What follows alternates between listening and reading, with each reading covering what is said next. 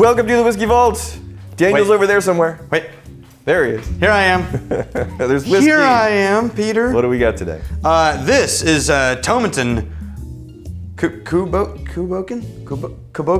Let me see. I got it. Bòcan? It's a gift from Daniel Gomez, a magnificent bastard.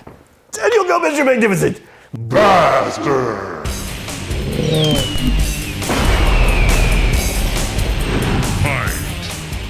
Wow, I'm almost getting nostalgic for bastarding. I just gave a sneak peek at upcoming whiskey. No, that's past whiskeys. Oh. I haven't dumped those into the infinity tank. Speaking of, people have been asking in the comments periodically, how's the infinity barrel tank coming? It's almost up to like 2.5, 3 gallons. Okay.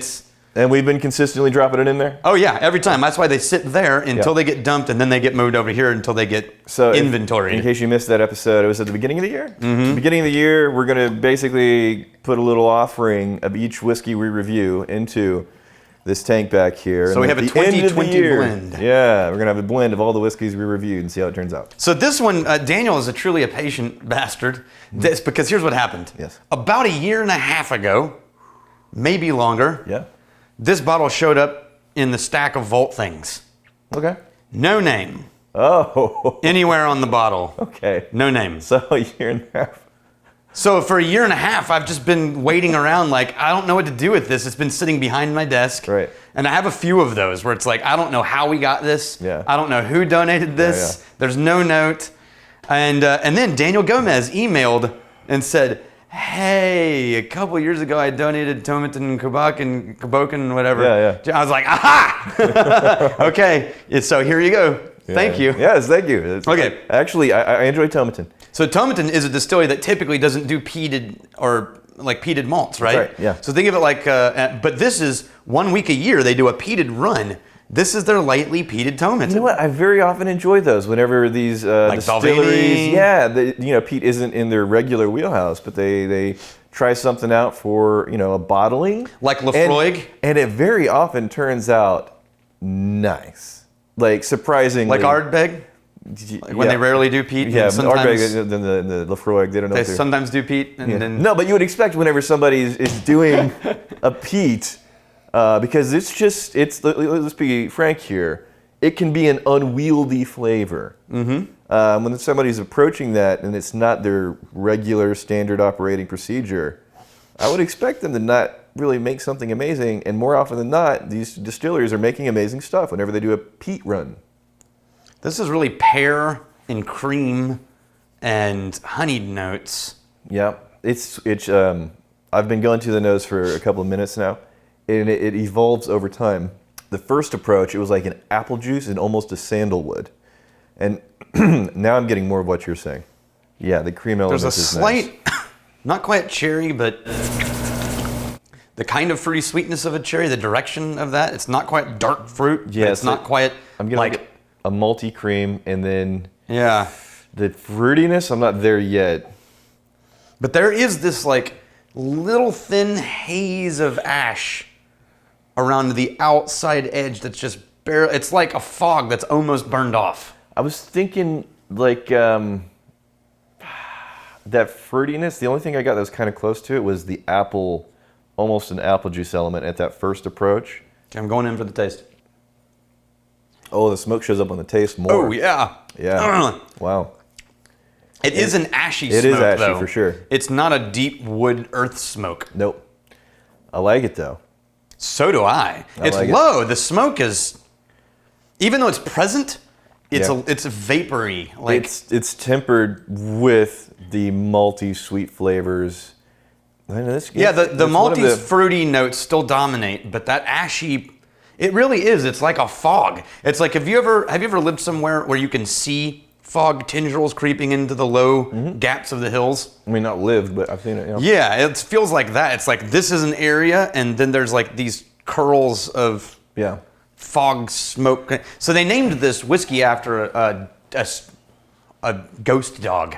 that haunted. Wasn't that Sherlock Holmes, the Hound of the Baskervilles? Yes, that's exactly what I was thinking of. Yeah. But that turned out to be a real dog. Spoiler alert. They need more time to for 150 years. Yeah, but it was a ghost dog that sort of haunted the village. And one day, one person was finally tempted enough to actually try to reach a hand out and pet it. So obviously it wasn't like the death dog or something. Right. So he reached out to touch the plumage of the dog. And the plumage with a bird? Did you dust off plumage? Plumage, yeah. Did you dust off plumage? Plumage. We got some old school vault people. And they understand the plumage. They're going to get that. And the dog just poof, dissipated into smoke. So they named the whiskey after this one.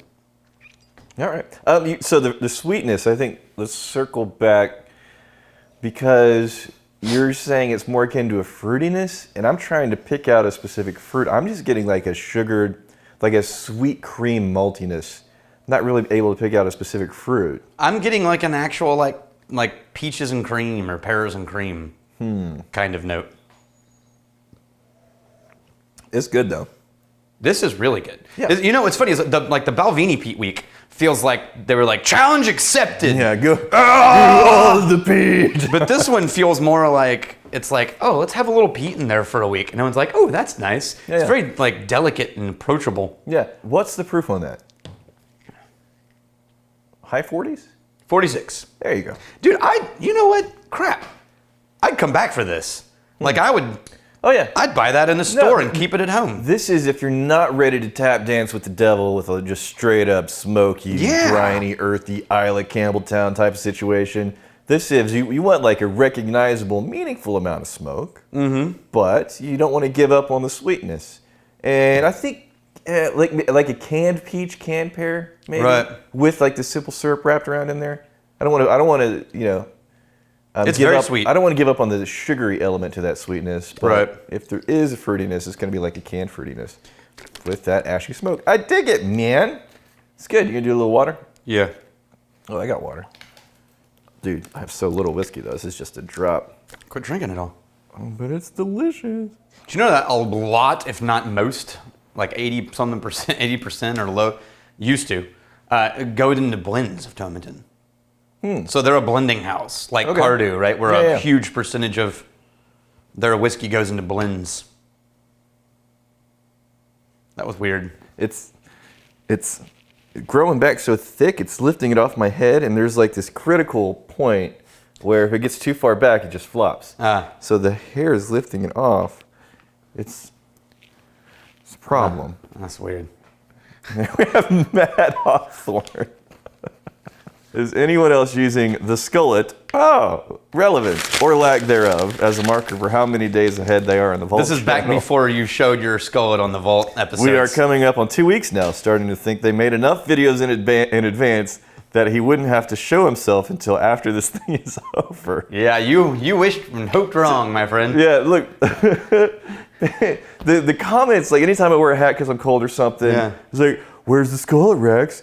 Shame to the skullet? Don't want to show the skull? It's like, people, you have no idea. Like, I go into restaurants, not restaurants, gas stations. I haven't been in a restaurant. Go through the drive-thrus. It doesn't bother me. And everyone's staring. Yeah, it's not a thing. This is actually the first time to be shooting content after the dry week, because we shot a whole bunch of episodes prior to dry week, just because during that week we can't shoot, so we have to get ahead. Yeah, this episode's not going to air until like the 26th or 7th or 8th or something. I think we were like 8 episodes ahead going into dry week. Yeah, I think this will air on the 28th. Yeah. So we got about 8 episodes. And today... We're usually not that far ahead. Yeah, today's the 21st. We're a full week ahead. We're 7 videos ahead right now. Yeah, we're usually not nearly that far ahead, but dry week you have to stock up a little bit. Front load it. Stark Raving Lunatic. All one word. You guys should do a whole video in silence, just using interpretive dance as your means to communicate the review of at least 6 whiskeys. Maybe that could be a try video where we go find a dance instructor. No, he requested this on the vault. No, we can't do this in the vault. There's no room in here. You gotta have room to express yourself. We'll break things in here. We do a tribe episode where we go to a dance studio, maybe Silks. We go to the Silks studio. Your sister goes to that my sister goes to, and she teaches us some like rudimentary moves. So Silks, basically, they have those giant silks hanging from the ceiling, and people get wrapped up in them and twirl around. And we pick 2 whiskeys and come up with our own interpretive silks that describes the whiskey completely. Yeah. So speaking, God, we'll go down rabbit holes here. I was watching YouTube, scanning around. I'm always looking for something interesting, and just randomly I came across this couple. They have a sailboat. They go and that whole scene of living off the grid. Those are cool channels sometimes. There's a lot of van channels and stuff like that. But this the girl, she does the silk dancing, whatever it is, right. And they tie it to the rigging of the sailboat. Oh yeah, she's out in the middle of the ocean. That's on a cool. Sailboat, and it obviously has to be kind of calm, or else she's just flipping out, flinging around. But yeah, it was like really cool, man. That would be a beautiful photo shoot. Yeah. All right, let's do silk dancing. Sometimes you pick weird comments, man. I know. I don't know. It's just sometimes I'm in a weird mood. Here's to fighting, stealing, and drinking. If you fight me, I fight for a friend. You steal me, you steal your lover's hearts. And if you drink, may you drink with us.